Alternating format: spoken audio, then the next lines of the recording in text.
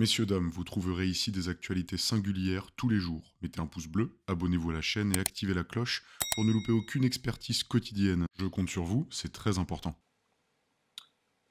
Abnous Shalmani nous déclare que la majorité des filles d'obédience musulmane maghrébine sont obligées de se retenir d'avoir des bons résultats à l'école.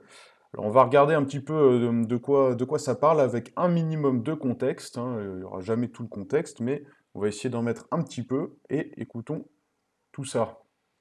Un empire beaucoup plus absolu. C'est vraiment, la France a colonisé, mais l'empire perse aussi, et l'empire ottoman aussi. Enfin, je veux dire, c'est... Et comment donc Et bien, en plus, elle a servi de modèle à la colonisation européenne, parce que c'était quand même extrêmement bien organisé, et ils avaient un empire beaucoup plus étendu, le principe des gouverneurs sous forme des satrapes. Donc, la question, c'est pas ça. Je pense qu'en termes de saloperie, l'humanité est à égalité, quelle que soit l'origine.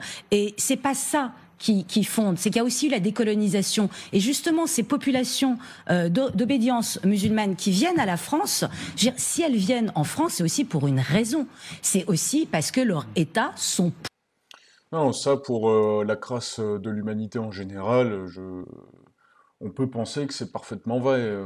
Aujourd'hui, il y a encore de l'esclavage qui existe, la colonisation se poursuit. De toute façon, l'histoire du monde est énormément et essentiellement basée sur la colonisation, hein.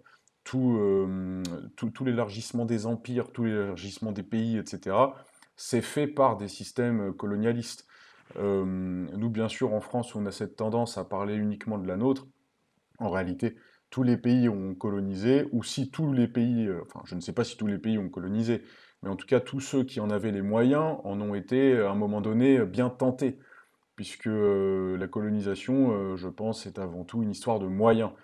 Quand on peut le faire, ou en tout cas à l'époque, maintenant on est dans un monde un peu plus mondialisé, mais à l'époque, d'antan, lorsqu'on avait la possibilité de coloniser, il n'était pas forcément judicieux de s'en priver, puisque coloniser nous permet d'élargir nos ressources, d'élargir nos territoires, que ce soit pour des stratégies militaires, des stratégies économiques, donc bien évidemment que c'était une question de moyens. Pourquoi je dis une question de moyens? Parce qu'il fallait avoir le moyen de coloniser l'autre.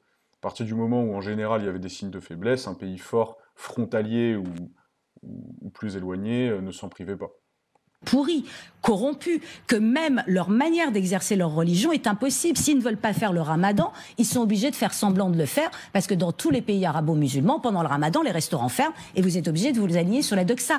Ces populations viennent aussi en France pour respirer. La manière dont ils pratiquent ici en toute liberté est tout à fait différente dans la manière dont on les force à pratiquer et qui, quelque part, j'allais dire, tue la spiritualité. Il y en a beaucoup qui respirent, même religieusement, davantage en France que dans leur pays d'origine. C'est pas un problème démographique. Je veux dire, le musulman est pas de fait abruti par sa communauté, à sa religion. C'est parce qu'on l'abandonne à une communauté agressive et c'est pas un effet de loupe, quoi. Est-ce que vous vous rendez compte que la majorité des filles de... Bon, bien sûr, là, elle parle des effets communautaristes.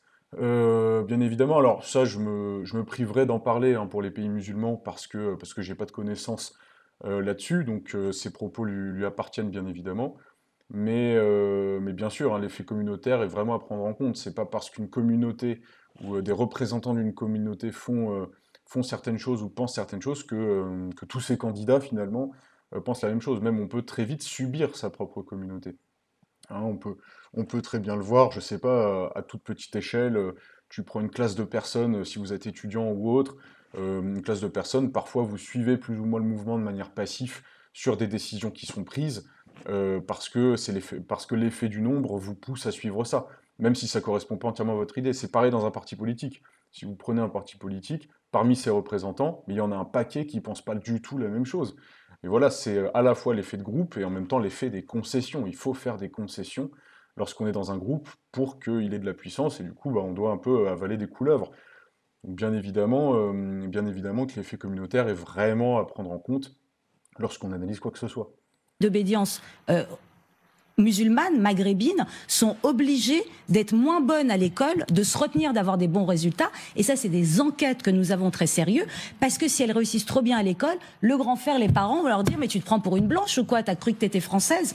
C'est pas forcément la majorité. Non, mais c'est quand même ce qui revient. Et on a des filles qui sont juste dans la moyenne, qui se retiennent d'être trop bonnes pour ne pas être rejetées. Mais vous savez, quand vous vivez dans une communauté fermée, la force du rejet est d'une violence inouïe. Et qui a envie de vivre comme le pestiféré de sa famille, de sa rue, de son quartier, de sa communauté? Vous avez raison de le dénoncer, mais ne le généralisez pas à ce point. Oui, mais c'est à force d'avoir pris des pinces. Alors, pardon, je le dis et le répète, laïcité, j'écris ton nom et je rajoute, et maintenant, on cogne avec des idées, avec des valeurs qui n'ont absolument rien de honteux. On peut en être fier parce que ça a été...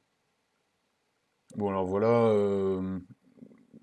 ça, c'est la première fois que j'entends ça, hein, que les jeunes filles musulmanes, parfois, pourraient entendre le fait qu'elles ne doivent pas être trop bonnes à l'école pour ne pas se prendre pour des blanches.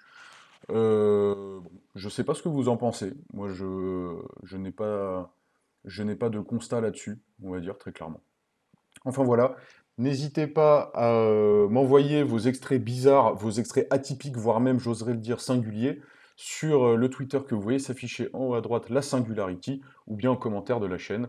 Et bien sûr, abonnez-vous, c'est le plus important. Voilà.